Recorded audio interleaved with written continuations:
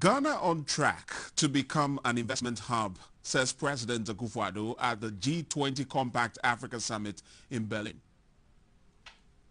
More than 100,000 poultry birds have died from H5N1 avian influenza since its outbreak in July. Farmers to receive compensation soon.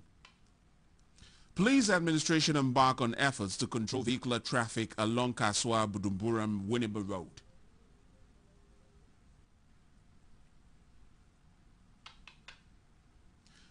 And security forces in South Sudan arrest several people, including activists and a bishop, ahead of planned protests on Monday.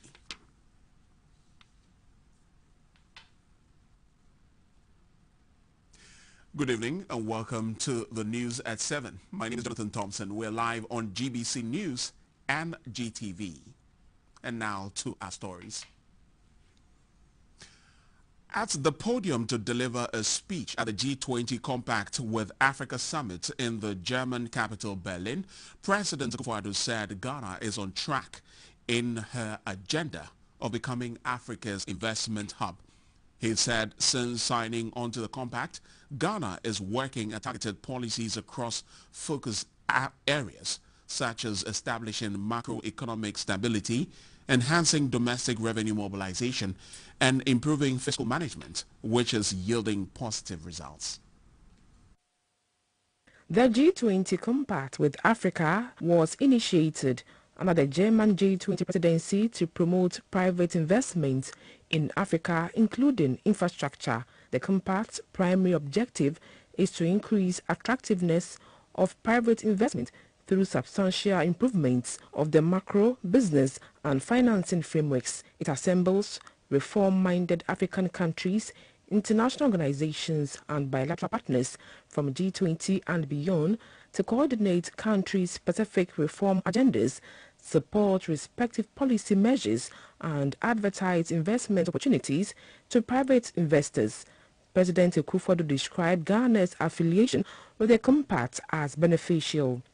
Volkswagen has partnered with a Ghanaian company to establish a vehicle assembly plant. MOUs have also been signed with Voice Hydro Holding for the supply of technologies for the construction of a hybrid solar hydro power plant attached to the Bui Dam project, and with Robert Bosch Packaging for the supply of technologies for the construction of a vaccine factory. Ghana is also grateful for the support received so far under the compact towards the establishment of the Development Bank of Ghana. We are optimistic that DGB, when launched, will efficiently deploy resources across key business sectors, fulfill our ambition of rapidly creating a prosperous economy that offers the opportunities for all, and accelerate Ghana's path towards economic and social transformation. President Akufo-Addo was confident that Ghana's ongoing partnership at the Compact will guide her to work towards effective economic recovery from the debilitating effects of COVID-19. To German Chancellor Angela Merkel, President Akufo-Addo extended his best wishes as she exits into a well-deserved retirement after 16 years of productive work as German Chancellor. Now, at the podium to deliver a speech at the G20 Compact with Africa Summit in Germany, Berlin, President Akufo-Addo said Ghana is on track in her agenda of becoming Africa's investment hub. He said since signing on the compact, Ghana is working at targeted policies across focus areas, such as establishing macroeconomic stability, enhancing domestic revenue mobilization, and improving fiscal management, which is yielding positive results. Now, moving on to another story, a total of 110,000 poultry birds have died from the H5N1 avian influenza since its outbreak in the country in July this year. At a media briefing in Accra, the Minister for Food and Agriculture, Dr. Owusu Efriye-Akoto, said the Greater Accra, Central, Volta, Ashanti, Western and Western North regions currently have recorded cases of bird flu in poultry farms. Dr. Efriye-Akoto said the Ministry of Food and Agriculture is working on a compensation model for the affected farms.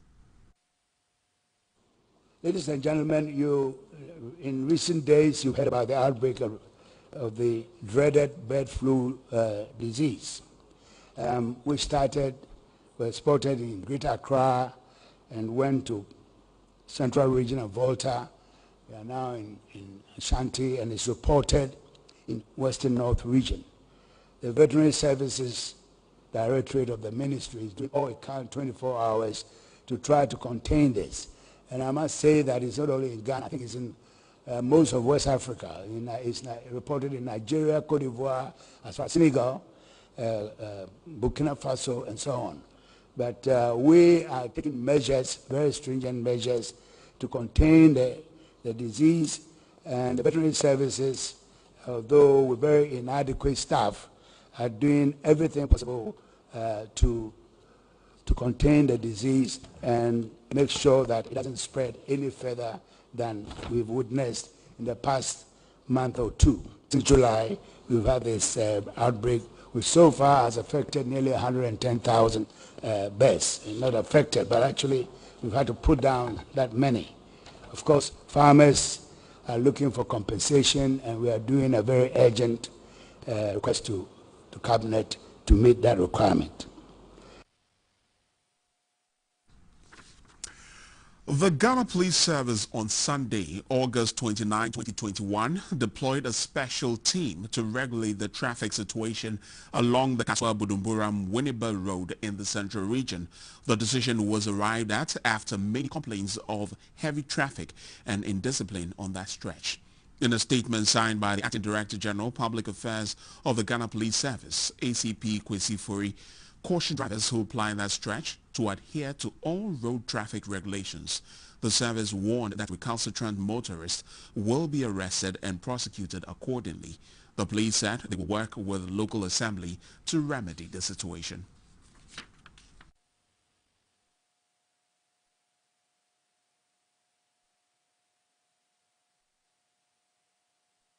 The Regional Police Command, Accra, is investigating the death of 26-year-old Madam Eunice Kesiwa Yabua, which occurred on the 22nd of August 2021 at Nima Free Pipe during a Muslim traditional marriage ceremony.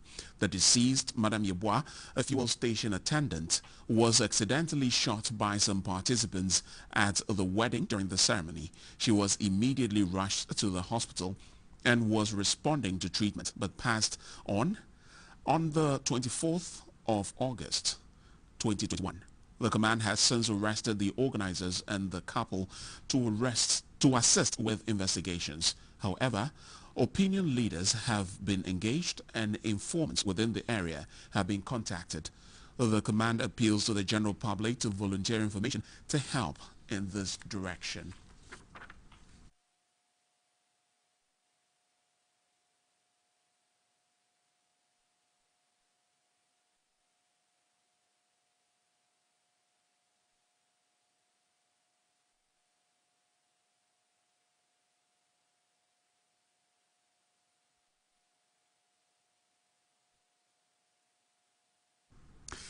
Floodwaters have swept through several communities in the northern region, displacing several families and destroying properties. It comes as farmers brace themselves for the impact of any impending floods that could follow the spillage of excess water from the Bagre Dam in Burkina Faso. Northern Regional Correspondent Mutala Isa says most residents on waterways have already moved to higher grounds as NATMO takes steps to manage the impact of the disaster.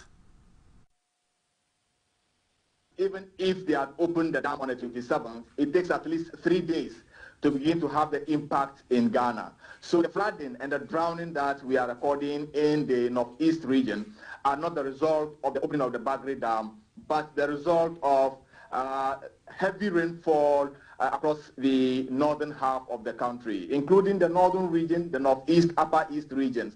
And this has made life quite challenging for residents in these communities. Some roads have been washed up. You heard about the 3 drownings. We also have communities that are already submerged, and some farms have also been devastated as a result. And that is what we are also picking from the NADMO platform, that more rain is expected in these affected communities. So we will not be surprised, even without the spirit of the Bagri Dam, more challenges occur in particularly remote communities such as Wenchiki, Jakpeni, and other areas in the Savannah and then the Northeast regions.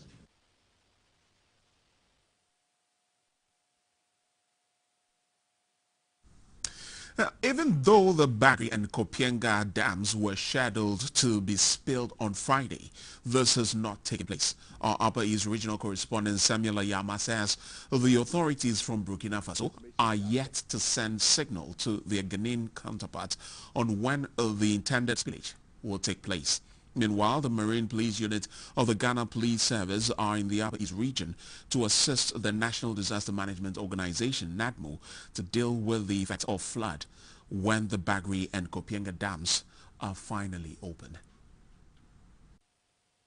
Information they are getting from them is that they've not started yet. They are waiting for the water level to get to its maximum before they start their spilling. But they have also been telling them that if possible, if they anticipate that it will surely get to the maximum level, they should start spilling it from now so that it will not come at once and then come and cause problem or havoc in farmlands and then homes here in the this part of the country. But they are monitoring. They've not gotten an official message. Said anytime they get, they will keep us updated. The Marine Police Unit of the Ghana Police Service, they have also arrived here in the region and they have moved around all the banks or the likely affected, or those places that normally get affected whenever the spillage of dams occur. But as we speak, they have assessed that and they are positioning themselves and they know where to move when the need arise. And the police, they have also added another police personnel to complement the Marine Police to make sure that they protect lives and property when they start the spilling.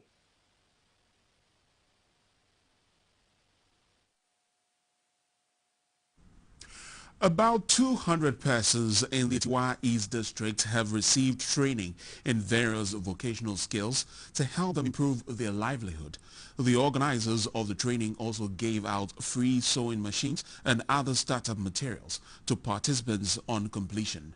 Some widows were as well giving a special treat during the training program. Tiwa East District is a farming community in the eastern region. Though farming is the most common occupation in the district, most people, especially the youth in Inuesi, a community within the district, are not inclined to farm and say they do not find farming lucrative. The Ascension Congregation of the Presbyterian Church of Ghana therefore partnered with the Day Foundation, a charity organization, to equip residents with employable skills. The participants, both young and old, were trained in sewing, soap, detergent and sanitizer making. Others were also trained in the making of various beverages. After the program, those in the sewing category received free sewing machines from the organizers, while those from the other training categories received free startup materials.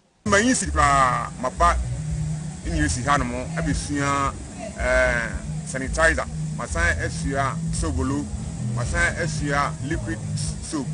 Ama masan we say yasan chiche e mani bi sewing machine. Ekunafo yasan e man woduane yasan muska. Onyankopon inhira won pa. In this district, I would say some of us are unemployed, but it has helped us to gain something from here. Me myself have learned how to prepare sobolo, so I will do it at home. The Presbyterian Church and Day Foundation offered free medical screening to the participants as well. By Achim Inwesi, we thought it as a fact or as a matter that we have been to other places. We have been to the Volta region, we have been to the Ashanti region, we have been to the Greater Accra region, but we have never been to the Eastern region. So with the team, when we surveyed around the Eastern region, we realized that Achim Inwesi was a perfect place and perfect match for the great cause that we wanted to do. The widows among them received a special treat. The organizers say it is to make them feel accepted and loved.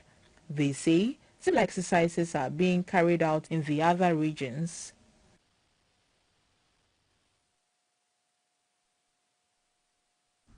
The Ghana Freedom Party has formally opened the doors to its national office in Accra. The party says this office will now be the venue for its future political activities.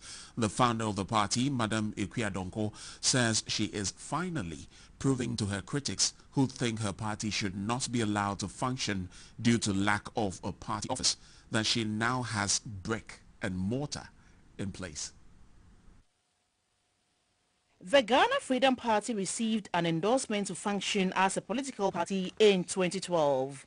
Ever since it made its presence on the scene, the party has promised a lot to Ghanaians, especially free education to all at all levels, vehicles for government workers, the media, free electricity and water, and provision of free lands and financial support to Ghanaian farmers.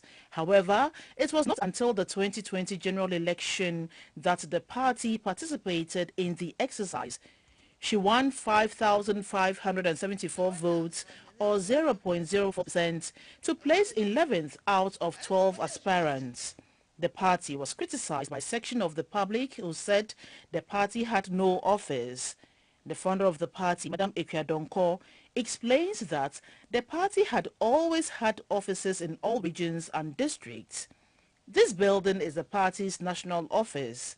It will serve as a secretariat where all visitors will be received. This is the meeting place for major party activities, and the party says it is ready to strategize for 2024. The American chair on my Ghana Freedom Party say, that's another year, why you who teacher baby our and I say office in the war. I'm a summer too, Tobu to no office in the war. Yeah, we do have the banner above. What I'm here doing, I'm there above. May I be crack at home? Nothing will be able to have. The party also intends to open similar offices in all regional capitals.